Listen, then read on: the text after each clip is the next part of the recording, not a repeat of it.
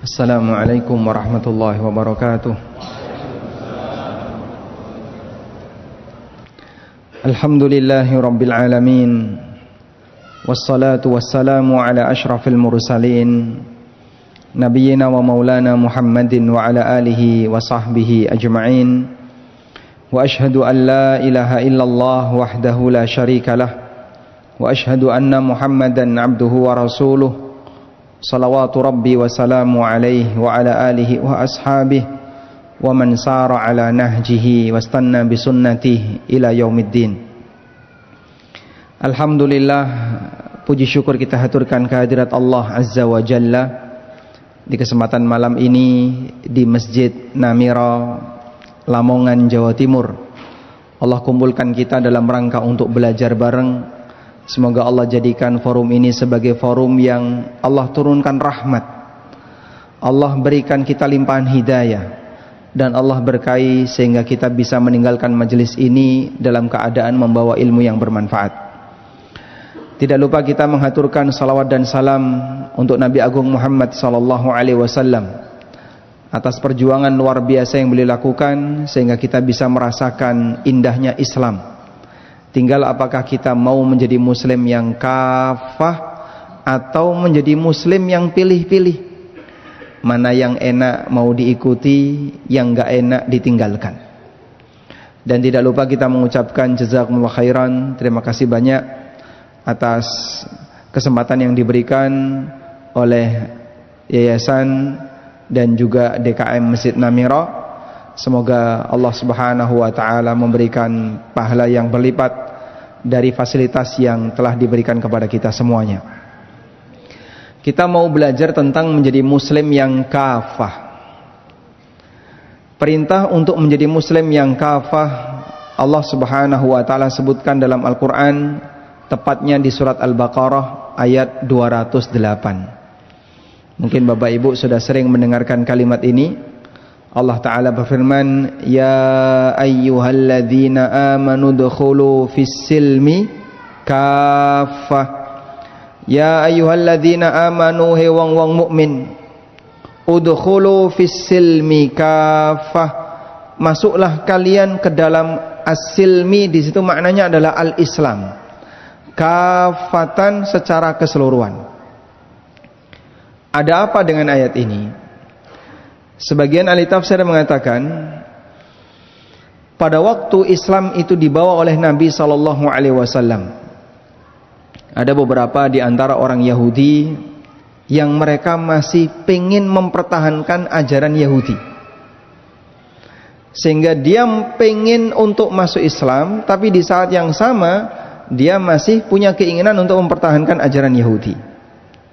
Al-Hafidz Ibnu Katsir menyebutkan pendapat yang disampaikan oleh seorang ulama tabi'in namanya Ikrimah. Ikrimah ini dulunya seorang budak yang dimiliki oleh Ibnu Abbas radhiyallahu anhuma.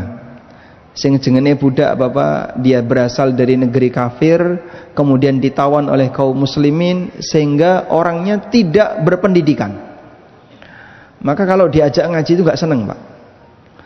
Nah, oleh Ibnu Abbas radhiyallahu anhuma, Ikrimah ini karena jadi budaknya Ibnu Abbas, kalau Ibnu Abbas lagi kajian, Ikrimah di bawah terus diikat. Kakinya diikat, tangannya diikat sehingga nggak bisa bergerak. Maka mau tidak mau si Ikrimah ini mendengarkan ceramahnya Ibnu Abbas. Masya Allah, dari yang awalnya dipaksa seperti ini sampai akhirnya Ikrimah jadi ulama. Makanya nyuwun sewu nggih. Terkadang mungkin ada sebagian jamaah, aku nek ngaji kok garingan ra gelem, tapi nek ana panganan gelem moro. Awal mulanya mungkin dia datang kajian hanya dalam rangka untuk mengambil makanan, lama-lama punya ketertarikan, akhirnya bisa jadi lambat laun dia jadi ulama. Ya. Kemarin kan ada video viral ya, begitu salam Jumatan pertama langsung pada lari. Itu di mana Pak itu Pak? Nggih? Baik. Nah, terkadang orang dewasa juga seperti itu. Kalau anak-anak kan mungkin kita anggap wajar cah cilik nggih. Tapi wong gede nggih kados ngoten niku wonten mboten Pak? Ada. Makanya ketertarikan orang terhadap ilmu itu berat. Ikrimah sendiri ketika mau belajar oleh Ibnu Abbas diikat dulu kakinya, tangannya diikat sehingga dia nggak bisa bergerak. Masya Allah. Lama-lama karena saking seringnya mendengarkan ceramah dari Ibnu Abbas radhiyallahu anhu, akhirnya Ikrimah jadi ulama. Sehingga jenengan nek maca kitab tafsir Ibnu Katsir, nama Ikrimah itu sering disebut. Nah, salah satunya di sini. Kata Ikrimah radhiyallahu anhu rahimahullah, beliau mengatakan, "Annaha nazalat fi nafarin mimman aslama minal yahud." Ayat ini turun berkaitan dengan sekelompok orang di kalangan Yahudi yang mereka masuk Islam, seperti Tha'labah, Asad bin Ubaid, dan beberapa orang Yahudi yang lainnya. Ada apa dengan orang-orang Yahudi ini? Kata Ikrimah, istadzanu Rasulullah sallallahu alaihi wasallam fi ayyasbitu. Ibu-ibu diminta untuk maju, silakan. Ibu-ibu boleh merapat ke depan. Bapak-bapak ya juga boleh merapat ke sebelah kanan ya, memberi kesempatan bagi jamaah yang lain yang mau bergabung, terutama yang ibu-ibu, karena yang di luar nggak dapat tempat, terhalang yang duduk di pintu. Tafassahu fil majalis yafsahillahu lakum. Kita lanjutkan ya. Jadi ini Yahudi, mereka masuk Islam, minta izin kepada Nabi SAW. Ya Rasulullah, boleh nggak kita merayakan perayaan hari Sabtu? Orang Yahudi kan punya hari rayanya, hari raya apa Pak? Seton. Sehingga kalau hari Sabtu, mereka jadikan itu sebagai hari istimewa untuk beribadah. Kemudian kami masih ingin mempelajari Taurat. Maka kami ingin belajar Taurat di waktu malam, siangnya Quran. Tauratnya malam, siangnya Al-Quran. Jadi model gantian. Fa'amarahumullahu biqamati sya'iril Islam washtighali biha amma adaha. Lalu Allah Subhanahu wa taala perintahkan, nek sing jenenge wong muslim wis gelem mlebu Islam, berarti harus 100%. Tidak boleh setengah Islam, setengah ajaran yang lain. Sebab yang namanya ajaran Islam tidak menerima sebagian. Maka tidak ada ceritanya kami mau beriman sebagian tapi tidak beriman sebagian. Karena salah satu di antara karakter Yahudi niku pripun? Yu'minuna bi ba'dil kitab wa yakfuruna bi ba'din. Mereka beriman dengan sebagian isi kitab, tapi mereka kufur dengan sebagian yang lain. Dalam ajaran syariat ini tidak menerima seperti itu. Terus bagaimana Pak? Kalau memang pengen jadi muslim, ya muslim 100%. Sehingga tidak ada istilah nek sing enak-enak aku gelem, nek sing ra enak aku ra gelem. Gaya seperti itu seperti karakter Yahudi. Makanya mohon maaf, terkadang masih banyak sebagian orang yang ketika dia belajar agama, mohon maaf Pak Ustadz, kalau materi seperti ini saya belum siap. Nyun sewu nggih, nyinggung masalah riba misalnya, saya belum siap Pak Ustadz. Aku nek kon ngelakoni perbuatan seperti ini saya belum sanggup. Jenengan nek perintah kula kon tahajud insyaallah sanggup, kon poso sunnah insyaallah sanggup. Tapi kalau disuruh untuk meninggalkan ini, saya belum sanggup. Sehingga dia mau sebagian tapi menolak sebagian yang lain. Wonten mboten Pak kados ngeten niku Pak? Wonten? Nah, ini berarti dia mau mengimani sebagian tapi tidak mau menerima yang lain. Maka dari peristiwa itu Allah Subhanahu wa taala menurunkan firman-Nya, ya ayyuhalladzina amanu dukhulu fis-silmi kaffah. Hai wong mukmin, masuklah kalian ke dalam agama Islam kafatan secara keseluruhan. Artinya tidak boleh mau mengambil sebagian tapi kemudian meninggalkan sebagian yang lain. Ada satu peristiwa yang ini pernah terjadi di masa dakwah Nabi sallallahu alaihi wasallam.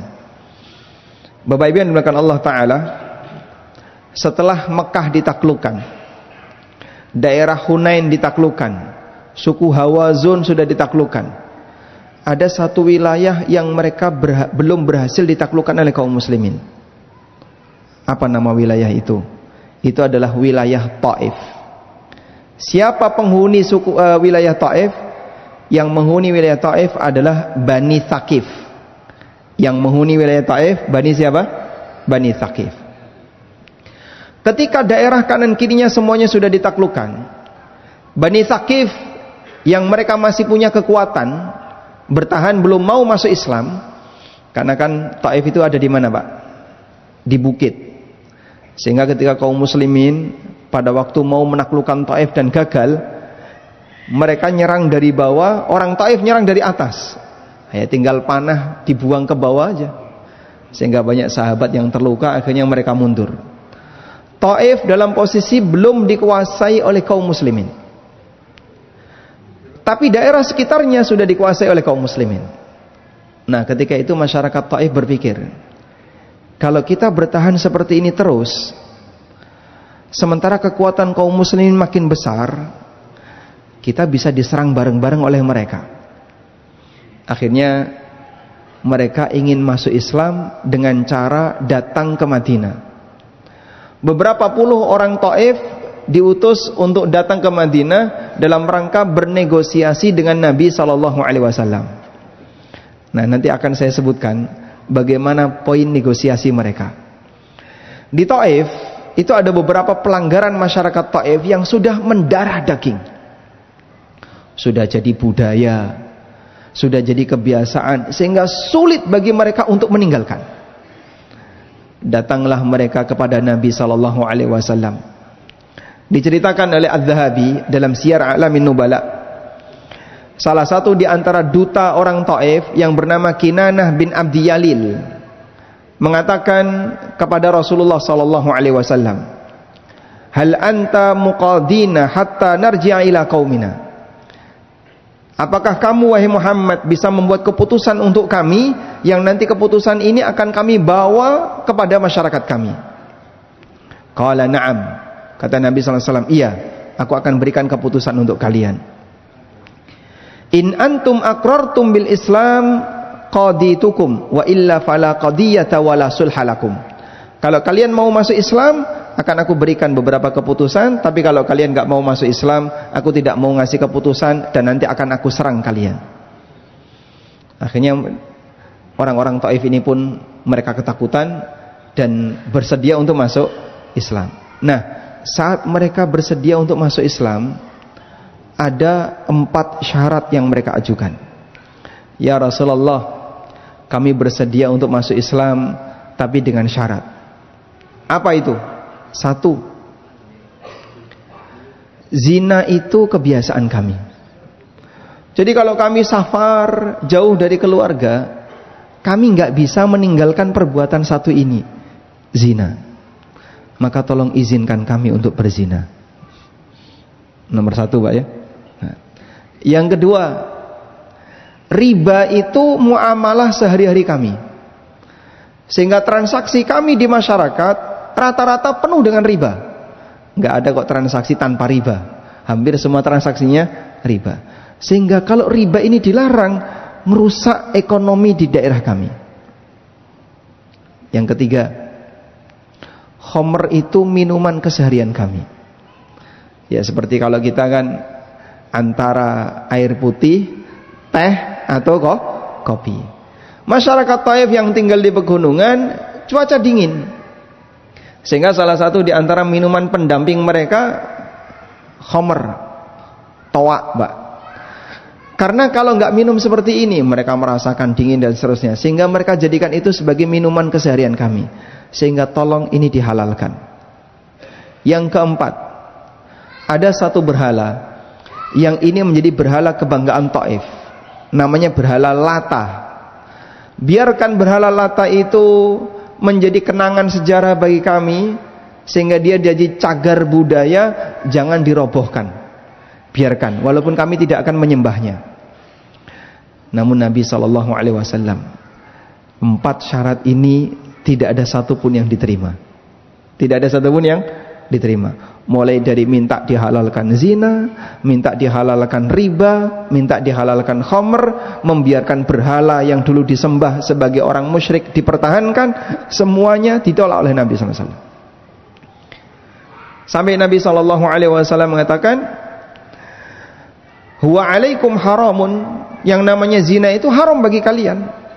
Beliau tidak punya wewenang untuk mengubah hukum, karena hukum itu milik siapa? Allah. Sehingga sang Nabi hanya menyampaikan ini halal, ini haram, boleh sampaikan. Sebab yang namanya hukum itu milik Allah. Walaupun mereka bersedia untuk masuk Islam, tapi dengan kompensasi sebagian syariatnya dihilangkan, Rasulullah Sallallahu Alaihi Wasallam tidak bersedia. Sehingga kaum muslimin, yang namanya komitmen ketika beragama, nek awakmu wis mlebu kudu gelem apa onone. Kalau kamu sudah masuk, berarti semua aturan yang ada di dalam itu berlaku bagi semuanya. Maka mereka ketika minta syarat semacam ini tidak diizinkan Nabi Sallallahu Alaihi Wasallam. Sampai yang terakhir, di saat mereka membela berhala Lata, mereka ketakutan nanti kalau berhala Lata dihancurkan akan terjadi kekacauan di masyarakat. Sementara mereka sangat memuliakan Lata. Maka Nabi Shallallahu Alaihi Wasallam menyampaikan, kalau kalian tidak berani untuk menghancurkan berhala Lata, biar kami kirim pasukan yang akan menghancurkan berhala Lata. Akhirnya beliau mengirim beberapa pasukan, termasuk diantaranya ada sahabat Khalid bin Walid untuk menghancurkan berhala Lata. Baik, ini salah satu diantara contoh jamaah. Dulu ada kejadian, wonten menungso ada orang yang dia mau masuk Islam, tapi modelnya pripun? Tebang pilih. Nek kaya ngene aku gelem ngrungokno, nek kaya ngene aku gelem nampa, kalau seperti ini saya mau nerima, tapi kalau seperti ini saya enggak mau terima. Maka dia belum kafah ketika masuk Islam. Dia belum keseluruhan ketika masuk Islam. Padahal jamaah, yang namanya syariat Islam itu nikmat napa nikmat, Pak? Nikmat napa nikmat? Nikmat. Sehingga nyuwun sewu, jenengan kalau misalnya diminta untuk memilih, milih kelangan omah napa pilih kelangan agama? Jawabnya pripun iki? Milih kelangan omah napa pilih kelangan agama? Kelangan omah. Omai kebanjiran rada omah, kentir. Bagi mereka yang mungkin masih terlalu cinta dengan dunia dan tidak begitu mencintai agama, nek kon milih antarane omah karo agama, ya milih omah. Wong omah iki kebutuhan awake dhewe kok. Mungkin secara umum kan orang seperti itu, Pak. Sehingga dia akan terasa berat kalau sampai kehilangan harta daripada kehilangan agama. Padahal Bapak Ibu yang dimuliakan Allah, menungso nek kelangan harta ada gantinya. Tapi manusia kalau sudah kehilangan agama, ada gantinya nggak, Pak? Ada gantinya nggak, Pak? Tidak ada. Orang kalau sudah kehilangan agama, innalillahi wa inna ilaihi rajiun, itu musibah yang terbesar.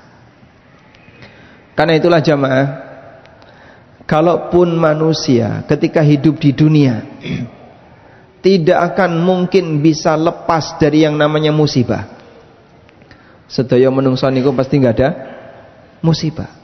Baik yang kaya maupun yang miskin, baik pejabat maupun rakyat, semuanya pasti pernah dapat musibah. Nyun sewu, yang namanya orang kaya pernah sakit nggak? Pernah. Pejabat pernah sakit hati nggak? Pejabat, Sehingga siapapun yang hidup di dunia ini pasti diuji oleh Allah dua ini. Kalau enggak sakit badan, sakit hati. Kalau enggak musibah lahir, musibah batin. Siapapun itu, kita pernah sakit dan kita juga pernah sakit hati. Sudah? Maka bawaan hidup di dunia pasti ada musibah. Musibah itu bentuknya bisa kehilangan sebagian harta, kehilangan sebagian keluarga, kehilangan apa lagi? Kehilangan A, kehilangan B. Tapi kehilangan-kehilangan ini ada gantinya. Tapi nek wong nek wis kelangan agama karena gantine. Allah Subhanahu wa taala berfirman, "Wala nabluwannakum bisyai'in minal khaufi wal ju'i wa naqsim minal amwali wal anfusi wath thamarat wa basyiris sabirin." Sungguh kami akan memberikan ujian kepada kalian. Bisyai'in minal khaufi wal ju'. Kalian mengalami rasa takut atau mengalami rasa lapar. Wa naqsim minal amwali wal anfus, sebagian hartanya kurang, sebagian jiwa kurang. Maksudnya pripun Pak, sebagian jiwa kurang? Ada anggota keluarga kapundhut yang sudah diwafatkan oleh Allah sebelum kita.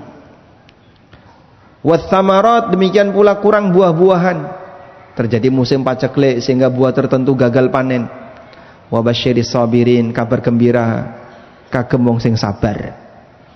Dan itu bawaan hidup dunia.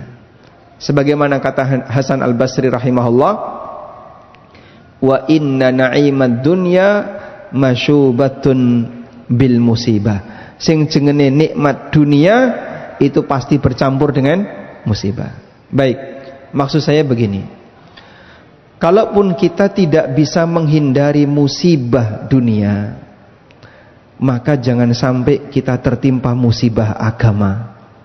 Jangan sampai kita tertimpa musibah agama. Ono urusan dunia sing ilang, muga-muga ono gantine. Karena siapapun yang hidup di dunia ini pasti akan diuji oleh Allah. Dulu punya A, kemudian hilang. Dulu punya B, kemudian hilang. Pasti itu. Namun ada satu yang lebih penting. Kalaupun ini hilang, ini hilang, ini hilang, saya berharap ada satu yang jangan sampai hilang. Apa itu Pak? Agama. Karena itu ada satu doa yang sering dibaca oleh Nabi SAW. Beliau mohon kepada Allah Subhanahu wa taala, wala taj'al musibatana fi dinina. Wala taj'al musibatana fi dinina wala taj'alid dunya akbar hammina wa mablagha ilmina. Wala taj'al musibatana, ya Allah jangan kau jadikan musibah yang menimpa kami fi dinina, adalah musibah yang membahayakan agama kami.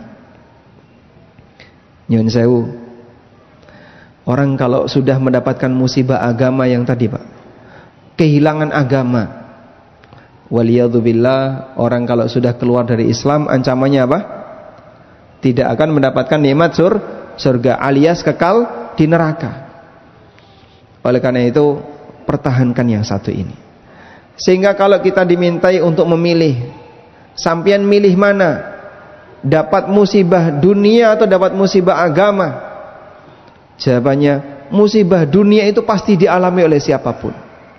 Tapi kalau musibah agama, siapa yang mengalaminya, nanti dia tidak punya gantinya. Nggih. Dungane pun hafal dereng?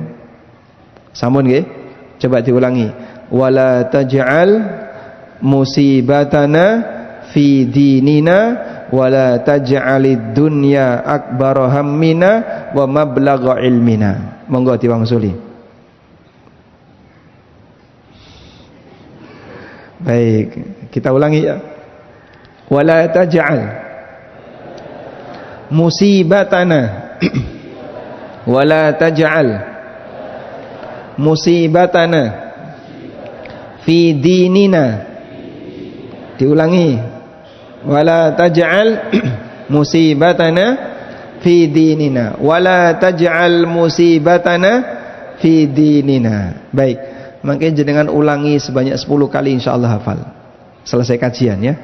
Sing pun hafal bisa kasih tahu yang belum hafal, karena doa-doa semacam ini adalah harapan besar di sisi Allah, sebab kita tidak tahu apakah kita terjamin untuk jadi manusia yang bertahan sebagai muslim ataukah tidak. Nah, Nabi SAW pernah memberikan peringatan tentang fenomena akhir zaman. Yang dimaksud fenomena akhir zaman adalah kejadian yang muncul di akhir zaman. Rasulullah SAW bersabda, badiru bil a'malis salihati fitanan Kaqita'il lailil mudlimah. Bersegeralah untuk melakukan amal saleh. Bersegeralah untuk melakukan ketaatan. Nek awakmu pengen dadi wong apik, ojo ditunda maksudnya. Maksud dari hadis adalah kalau kamu pengen jadi orang baik jangan ditunda. Bersegeralah untuk beramal saleh. Fitanan sebelum nanti akan muncul berbagai macam ujian hidup. Berbagai macam fitnah. Pripun Pak niku Pak fitnahnya? Kaqita'il lailil mudlimah, seperti sepotong malam yang gelap. Saking petenge peteng dedet.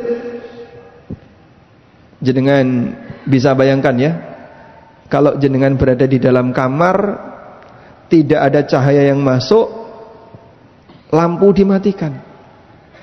Lampu dimatikan. Tangan kelihatan enggak Pak? Tangannya dewi kelihatan enggak Pak? Tangannya dewi ra ketok Pak. Apalagi benda yang lain. Begitu mata ini tidak dapat cahaya sama sekali, tangannya sendiri saja tidak kelihatan. Ya. Yang Allah gambarkan dalam Al-Quran, idza akhraja yadahu lam yakad yaraha. Ketika dia keluarkan tangannya, dia nggak bisa melihat tangannya. Tangannya dewi ra ketok. Meskipun kalau dia sentuh, dia tahu itu tangannya, tapi dia tidak bisa melihat tangannya sendiri. Baik. Dalam situasi seperti itu, kata Nabi SAW, kaqita'il lailil mudlimah, seperti sepotong malam yang gelap. Saking gelapnya sehingga orang tidak tahu apa-apa. Lalu kata Nabi SAW, yusbihur rajulu mu'minan wa yumsi kafira, wa yumsir rajulu mu'minan wa yusbihu kafira. Saking petenge sampai ada orang yang pagi hari masih muslim, pagi hari masih mukmin, sore jadi kafir.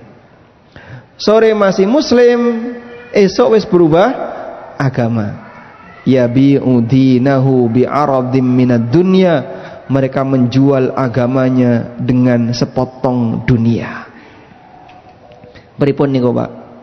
Ora sabar nalikane nampa ujian, sehingga sampai pada kondisi dia nyuwun pangapunten murtad gara-gara urusan dunia. Dan itu beragam. Mungkin jenengan pernah mendengar misalnya ada orang yang pindah agama karena ngikuti agama yang lain, hanya pengen untuk mendapatkan sembako. Dikai sembako, pindah agama. Masya Allah, piro regane sembako dibandingkan dengan agama. Yabi'u dinahu bi'aradi minad dunya. Dia menjual agamanya dengan secuil dari kehidupan dunia. Maka orang ini melepaskan sesuatu yang paling berharga hanya demi napa Pak? Mendapatkan harta. Baik. Ada juga sebagian di antara hamba yang dia ragelem salat, ragelem poso, ragelem taat karena alasan uripe melarat. Nggo apa salat? Salat ya tetap melarat. Nggih. Ki apa poso, wis tak rewangi poso, ket biyen poso, utange ora mari-mari. Sehingga dia enggak mau salat. Saya punya teman, Pak. Teman saya ini teman satu pondok. Dan waktu itu beliau bukan termasuk orang yang berkecukupan, berasal dari keluarga yang kurang mampu. Beliau cerita mengeluhkan kondisi bapaknya. Bapakku niku nyuwun sewu ya. Nek tak kei duit gelem salat, nek rak tak kei duit ora gelem salat. Sehingga ketika dia dikasih uang oleh anaknya, dia mau beribadah. Kalau nggak dikasih uang, dia nggak mau ibadah. Padahal orang kalau nggak sholat pripun Pak? Bisa keluar dari agama. Nabi SAW mengatakan, al-ahdul ladzi bainana wa bainahumus salah, faman tarakaha faqad kafar. Kata Rasulullah SAW, perjanjian antara kami dan mereka adalah salat. Sapa sing wani meninggalkan salat, maka dia keluar dari Islam. Nah, orang ini dia mau sholat ketika dapat nikmat. Dia mendapatkan dapat duit dan seterusnya. Nah, Ini dalam Al-Quran diceritakan oleh Allah. Jenengan nek betul mushaf silakan dibuka. Allah Subhanahu wa taala berfirman dalam Al-Quran tentang keberadaan orang yang gampang keluar masuk agama hanya karena urusan dunia. Anda bisa buka surat Al-Hajj ayat 11. Surat apa? Al-Hajj ayat 11.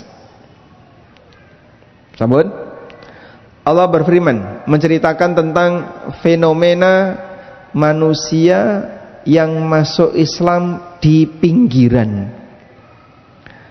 Masuk Islam di pinggiran. Allah Subhanahu wa taala mengatakan, "Wa minan nasi may ya'budullaha 'ala harfin." Di antara manusia ada orang yang dia beribadah kepada Allah. Yang dimaksud beribadah kepada Allah di sini adalah masuk Islam. Wa minan nasi may ya'budullaha 'ala harfin. Ada di antara manusia yang dia masuk Islam 'ala harfin di pinggiran. Fa in asabahu khairun itma'anna bih. Nek lagi wayahe enak itma'anna bih, makin yakin. Ketika dia dapat nikmat, gelem salat, gelem ning masjid, gelem maca Quran, gelem nglakoni taat. Nalikane uripe kerasa enak. Wa in asabathu fitnatun inqalaba ala wajhi. Tapi nalikane dapat ujian dari Allah berupa hidup yang susah, inqalaba ala wajhi. Allah gambarkan dia balik arah. Dia balik arah. Alias napa? Murtad. Apa kata Allah Subhanahu wa taala? Khasirat dunya wal akhirah. Dzalika huwal khusranul mubin. Menungso kaya ngene iki cilaka dunya akhirat, itulah kecelakaan yang paling nyata. Jadi yang kita ceritakan tadi terbukti di masyarakat, banyak kita jumpai. Ibnu Abbas radhiyallahu anhu itu pernah menceritakan tentang sababun nuzul ayat ini. Allah menurunkan ayat ini tentang kasus siapa? Kata Ibnu Abbas, ada sebagian di antara orang Badui yang mereka masuk Islam, datang ke Madinah, kemudian mengatakan, "Ya Rasulullah, saya masuk Islam." Terus orang ini pulang. Setelah pulang sampai rumah, nanti dititeni, nek bar masuk Islam kok ternaknya makin tambah, hasil pertaniannya makin banyak, kemudian hartanya makin berlimpah, dan seterusnya. Maka dia mengatakan, hadza dinun saleh. Agama Islam ini memang agama sing bener.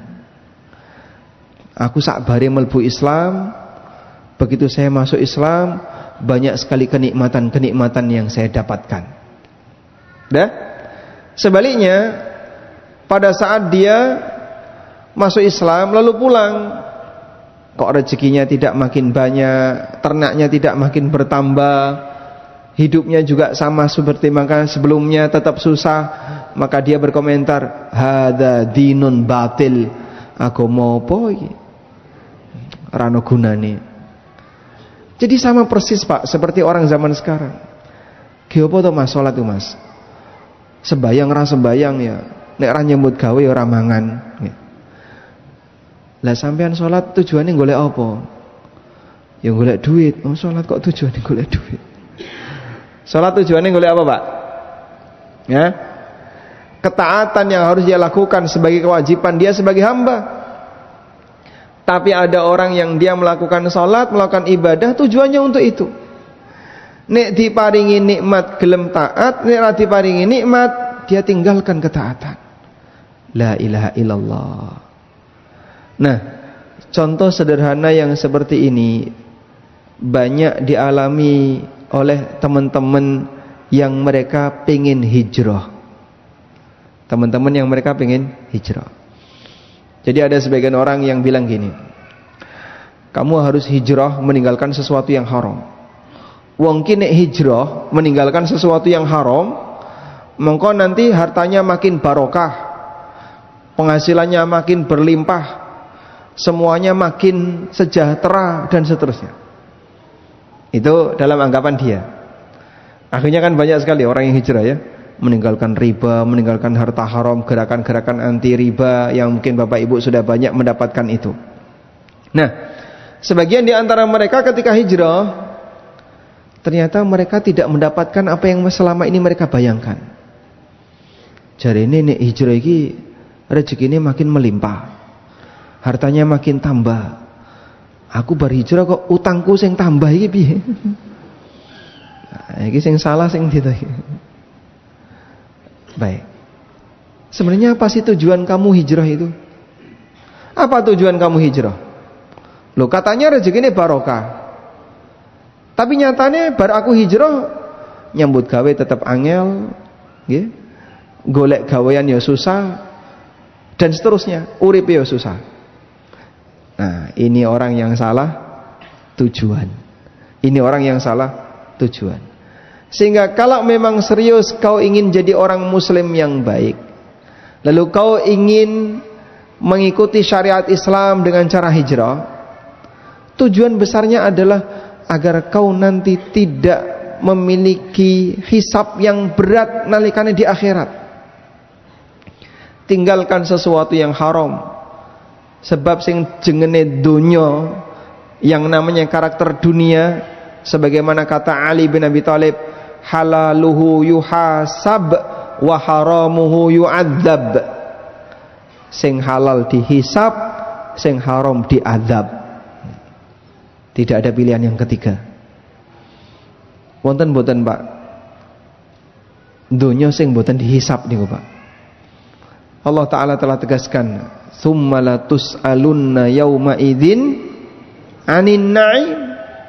Kemudian besok di hari kiamat kalian akan ditanya oleh Allah tentang kenikmatan yang kalian rasakan. Sehingga tidak ada istilah duwe donya ora dihisab. Makanya minimal begini, kalaupun kita tidak bisa bebas hisab, minimal jangan sampai harta ini jadi sumber musibah nalikane ning akhirat. Sebab sing halal pripun dihisab, sing haram pripun diadzab. Itu tujuan kita. Jadi tujuan ngaji biar nanti dapat ilmu baru, ngerti endi to sing halal, endi sing haram. Aku siap ya Allah untuk menerima ini semuanya sepanjang itu adalah aturan Allah, hukum Allah. Sami'na wa ata'na. Itulah ucapan seorang mukmin. Sebab dia hanya punya satu prinsip, pasrah kepada Sang Pencipta. Dan bentuk pasrah itu adalah pasrah kepada aturan Sang Pencipta. Makanya kenapa disebut sebagai agama Islam? Dari kata salima yaslamu, tegese pripun? Pasrah. Wong muslim niku wong sing pasrah. Sebab piyambake pasrah kepada siapa? Allah Subhanahu wa taala. Nalikane diparingi ujian, pasrah.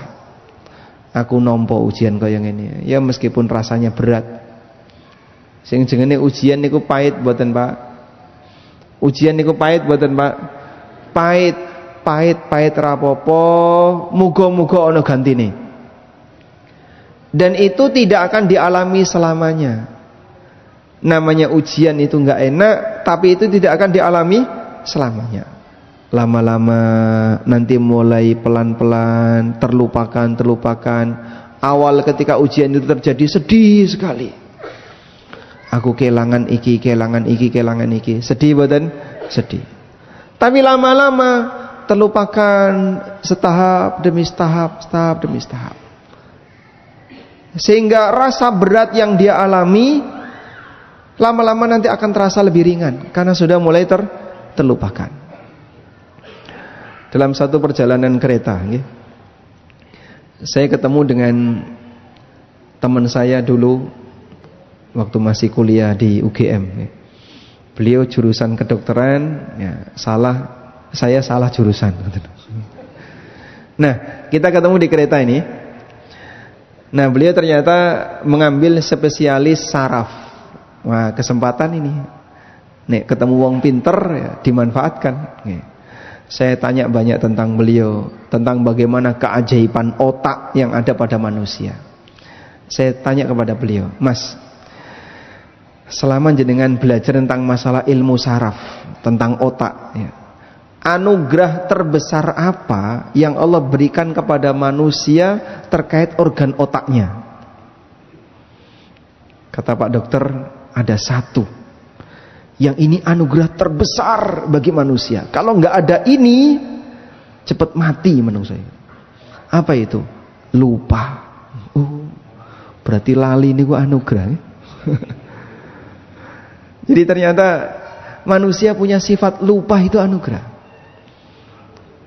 Nah, tulis beliau kasih gambaran. Kalau manusia itu nggak punya sifat lupa, Pak. Masalah kemarin, masalah hari ini, numpuk masalah besok, masalah besok, masalah besok, selama sepanjang usia dia yang tidak ada tahu selama berapa lama. Iku nek ra lali-lali, pripun, Pak? Stres. Jadi jangankan kebayang sampai 2-3 tahun, mungkin hanya dalam hitungan sekian hari stres. Wong niku nek stres cepet mati.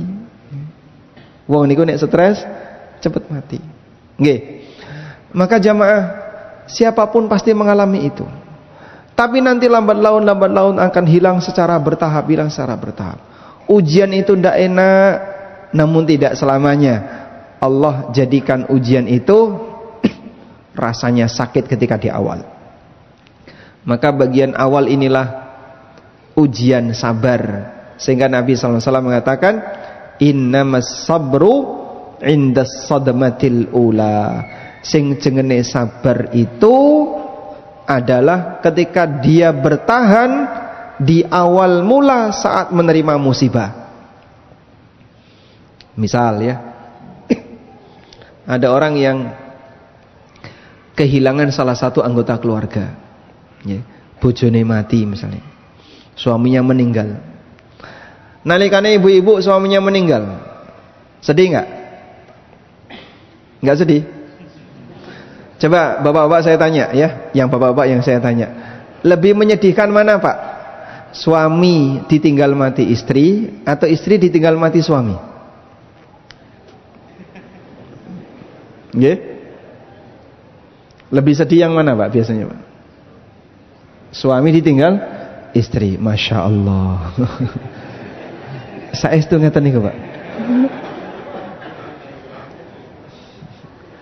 Baik. Secara umum kita sepakat bahwa istri ketika ditinggal mati suami lebih sedih dibandingkan ketika suami ditinggal mati istri. Ya. Wong lanang bojone mati, sisuk wis guyang-guyu. Masya Allah. Kok guyang-guyu wonten apa ya, Pak? Wong bojone bar mati kok guyang-guyu. Baik. Nah, dalam kondisi ini, misalnya ketika seorang wanita ditinggal mati oleh suaminya, ora kuat, wis, Pak aku ora kuat, aku arep melu awakmu, Pak, kowe ring ndi, Pak, aku arep melu awakmu. Nah, bapak suaminya dibawa ke kuburan, dia ikut. Ya apa arep nyemplung karo? Yang boleh masuk kan cuma satu. Baik. Itu awal mulanya. Apakah bertahan selamanya? Tidak. Lama-lama mulai luntur. Kesedihan itu hilang. Maka sabarnya diuji saat pertama tadi. Kalau pertama tadi dia lulus, nanti selanjutnya dia dapat pahala. Tapi kalau pertama sudah nggak lulus, dia melakukan pelanggaran. Contoh pelanggaran yang dilarang keras oleh Nabi SAW. Nabi SAW mengatakan, Ana bari'un minas saliqah wal haliqah wasyaqah. Aku berlepas diri dengan wanita yang gundul rambut, jambak-jambak rambut, bengak-bengok, narik-narik baju ketika dia ditinggal mati oleh suaminya. Ono sing nangis gulung-gulung. Niku dosa niku. Kalau ada wanita ditinggal mati oleh suaminya kok nangis gulung-gulung, jambak-jambak rambut, itu berdosa. Itu budaya jahiliyah. Sudah? Nah, setelah sekian tahun, saiki aku sabar, wis ra kanggo. Sabar yo dhisik. Paham ya? Tapi gimana Pak caranya untuk membangun itu? Pasrah.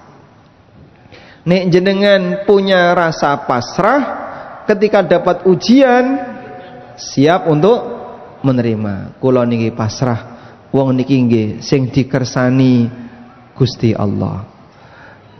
Kula niki mong dadi hamba nggih. Kawula mosak masik sak jerone donya tergantung yang menentukan adalah Allah Subhanahu wa taala. Ini orang yang pasrah. Baik. Ujian yang kedua yang diberikan oleh Allah kepada hamba adalah ujian syariat. Ujian syariat. Ujian syariat ini apa, Pak? Yang isinya halal haram, yang isinya aturan. Kalau ujian pertama kan isinya ujian urip, ujian hidup dunia. Yang kedua ujian syariat. Allah kasih kita ujian syariat. Dikasih perintah, dikasih larangan, dikasih aturan. Ana sing gelem pasrah, ana sing mboten purun pasrah. Yang mau pasrah bagaimana? Dia sadar ini perintah Allah. Terus ini perintah Allah, sami'na wa ata'na. Ini larangan Allah, saya nurut karena ini larangan Allah. Ini aturan Allah, saya ikut karena ini aturan Allah. Itulah manusia yang pasrah. Nah, seperti inilah yang dipraktikkan oleh para sahabat, sehingga Allah Subhanahu wa taala ajarkan dalam Al-Qur'an, wa qalu sami'na wa ata'na ghufranaka rabbana wa ilaikal masir. Orang mukmin itu selalu mengatakan sami'na wa ata'na. Ghufranaka, ampunanmu ya Allah. Kenapa diiringi dengan permohonan ampunan? Karena sing jenenge wong mukmin nalikane nglakoni taat niku mesti wonten sing kurang. Bar salat kadang masih ada yang kurang ketika melaksanakan salat. Nalikane poso nggih kadang wonten sing kurang nalikane nglakoni poso dan seterusnya. Ketika masih ada yang kurang, maka pada saat itu kita tutupi dengan mohon ampunan. Ghufranaka rabbana wa ilaikal masir. Ampunanmu ya Allah, dan hanya kepadamu kami akan kembali. Sehingga jamaah yang dimuliakan Allah, intinya di sini kita ingin mengajarkan kepada masyarakat, jadilah muslim yang pasrah kepada Allah, dan jadilah muslim yang tunduk kepadanya. Karena ini yang diperintahkan oleh Allah dalam Al-Quran, ya ayyuhalladzina amanu dukhulu fissilmi kafah. Kok ketika kita melaksanakan tugas sebagai hamba tesih wonten sing kirang, nek kaya ngene kula nggih dereng sanggup ya Pak, saya masih sering melanggar seperti ini, masih sering melanggar seperti ini. Semua manusia pasti punya pelanggaran, tapi ditompo dulu, diterima dulu, lalu berusaha untuk diamalkan sebisanya.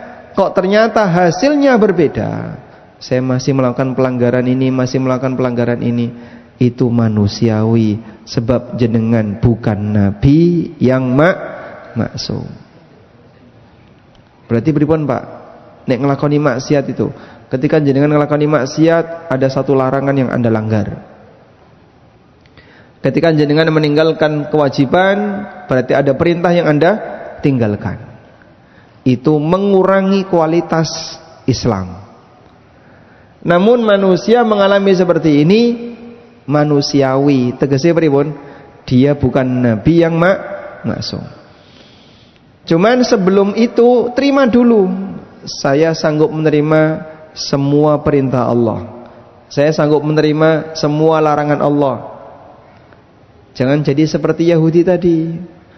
Nek kaya Yahudi iki gelem tompo, nek iki kula mboten gelem nampa, itu ndak boleh. Tompo kabeh, ngeten nggih? Diterima semuanya. Masalah nanti apakah bisa terlaksana semuanya atau tidak, itu ke depan. Kalaupun masih ada pelanggaran, kita banyak mohon ampun kepada Allah Subhanahu wa taala. Baik. Kemudian bagian akhir jamaah dimulakan Allah taala. Di bagian akhir ini kami mau menyampaikan Ini waktunya kurang 10 menit ya. Sebab tadi peraturannya 1 jam. Nah, di bagian akhir ini saya mau menyampaikan terkait kesempurnaan agama Islam. Agama Islam niku sampun sempurna dereng, Pak? Sampun sempurna dereng? Bisa sebutkan satu dalil. Al-yauma akmaltu lakum dinakum wa atmamtu alaikum ni'mati. Pada hari ini telah aku sempurnakan agama kalian. Hari ini itu kapan? Hari ini ketika ayat itu turun. Pada saat Nabi SAW sedang wukuf di Arafah, ketika beliau haji wada. Dan jarak antara hajinya Nabi SAW dengan wafatnya beliau hanya terpaut kurang lebih berapa bulan? 3 bulan. Muharram setelah pulang haji, Nabi SAW sampai di Madinah. Setelah itu masuk Muharram, Safar, Rabiul Awal, beliau meninggal. Sehingga ayat ini diturunkan di penghujung dari kehidupan Rasulullah SAW. Baik, karena agama ini sudah sempurna, maka sesuatu yang sempurna tidak boleh ditambahi dan tidak boleh dikurangi. Nambahi sesuatu yang sempurna itu bukan memperindah, tapi justru malah ngerusak. Jenengan kagungan meripat 2, punya 2 mata, sempurna enggak? Sempurna. Masnya, matanya berapa? 2 ya, Masya Allah. Kalau ditambahi 1 lagi mau enggak? Hah? Enggak mau? Taruh belakang ini. Oleh karena itu, karena dia sudah sempurna, jangan coba-coba ngasih tambahan. Karena sesuatu yang sudah disempurnakan oleh Allah, berarti 1 tidak boleh ditambahi. Ya? Nomor 2, kita sudah disediakan semuanya, sehingga jenengan tidak perlu untuk mencari ajaran dari agama yang lain. Karena Islam sudah menyediakan semuanya, telah Allah sempurnakan. Maka kita tidak perlu nyari ajaran dari agama yang lain. Karena itu, apakah kaum muslimin perlu belajar kitab Taurat? Perlu enggak? Perlu? Tidak. Kenapa tidak, Pak? Lah untuk apa? Agama kamu sudah sempurna, kamu tidak perlu nyari dari sumber yang lain. Kecuali kalau kamu mau debat dengan Yahudi misalnya. Aku pengen ngerti isinya Taurat karena saya mau debat dengan Yahudi, silahkan. Nabi SAW kan pernah debat dengan Yahudi ya, berkaitan dengan masalah hukuman rajam. Karena beliau melihat ada 2 laki dan perempuan diarak oleh orang Yahudi, mukanya dileleti hitam-hitam, dikasih areng ya, kemudian diarak. Nabi SAW tanya, ini ada apa? Kok dia diperlakukan seperti ini? Dia berzina, maka kami hukum seperti ini. Nabi SAW tanya, betul hukuman dalam kitab kamu seperti ini? Akhirnya beliau minta bukti, tunjukkan mana Taurat. Nah, dibawakanlah Taurat. Nah, ternyata saat ditampakkan Taurat itu seperti ini, ditutupi sebagian. Nah, lihat, mana ada hukuman rajam dalam kitab kami. Abdullah bin Salam yang tahu isi Taurat minta kepada Nabi SAW, ya Rasulullah, minta tangan diangkat. Tangannya diangkat. Di tempat itulah ada teks tentang rajam. Akhirnya lelaki dan perempuan Yahudi ini dirajam. Nah, kalau seperti itu boleh. Karena dia tujuannya apa? Untuk mengenal kesalahan yang dilakukan oleh orang non-muslim. Tapi kalau kita sebagai muslim yang tidak punya kepentingan dengan itu, cukup jenengan sinau Quran, sinau hadis yang sahih, itu semuanya sudah lengkap. Tidak perlu nyari referensi dari selain Al-Quran dan hadis. Umar satu ketika membawa Taurat, lalu ditampakkan kepada Nabi SAW. Kemudian beliau wajah emosi tampak di hadapan Umar. Kemudian Nabi SAW mengatakan, ya Umar, lau kana Musa hayyan thumma taba'tumuhu wa taraktumuni ladhalaltum. Andaikan Musa itu hidup, terus awakmu melu Musa, meninggalkan aku, kau jadi orang tersesat. Masya Allah. Karena kita tidak boleh mengambil sumber dari selain Al-Quran dan hadis yang sahih. Baik. Yang ketiga, karena agama ini sempurna, maka jadikan ini sebagai nikmat yang tertinggi. Allah sebut Islam ini dengan nikmat. Wa atmamtu alaikum ni'mati. Aku sempurnakan untuk kalian nikmatku. Maka jadikan agama ini sebagai nikmat. Allah sebut itu nikmat, maka kita terima sebagai nikmat. Jangan terima agama sebagai apa? Seperti musibah. Engko nek sinau malah melarat. Ra entuk iki ra oleh apa-apa ra oleh. Jadi orang takut untuk belajar. Wonten-wonten Pak orang yang takut belajar karena takut nanti banyak yang dilarang. Ada? Ada. Karena dia belum siap menerima itu sebagai nikmat. Puncaknya adalah kalau sampai yang bersangkutan menolak nikmat. Contoh menolak nikmat bagaimana Pak? Dikasih pengajian malah ditolak. Ya.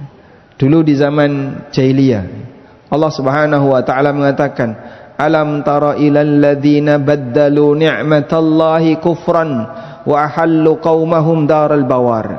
Tahukah kamu orang yang mengubah nikmat dengan kekufuran?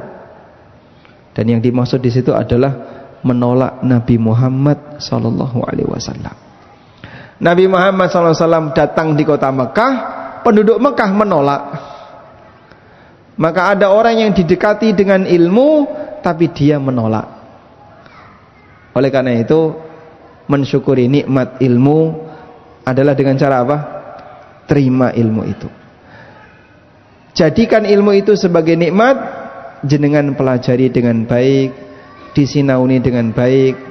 Itulah bentuk rasa syukur kita kepada Allah Subhanahu wa taala atas anugerah agama yang Allah berikan kepada kita.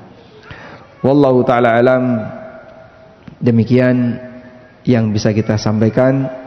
Semoga Allah Subhanahu wa taala memberikan limpahan hidayah bagi kita semuanya, dan Allah Subhanahu wa taala jadikan apa yang kita pelajari ini sebagai ilmu yang bermanfaat.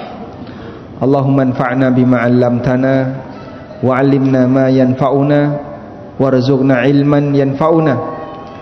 Allahumma inna nas'aluka fi'lal khairat wa tarkal munkarat wa hubbal masakin wa idza aradta bi'ibadika fitnah faqbidna ilaika ghaira maftunin.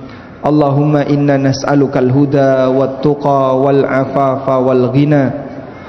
Allahumma aminna fi awtanina wa aslih a'immatana wa wulata umurina. Allahumma a'inhum ala tanfidhi amanatihim. Allahumma arzuq lahum wuzara'as salihin wa bitanatas salihin. Rabbana atina fid dunya hasanah wa fil akhirati hasanah wa qina adzaban nar. Wa sallallahu ala nabiyyina Muhammadin wa ala alihi wa sahbihi wa sallam. Wa akhiru da'wana anil hamdulillahi rabbil alamin. Wassalamu alaikum warahmatullahi wabarakatuh.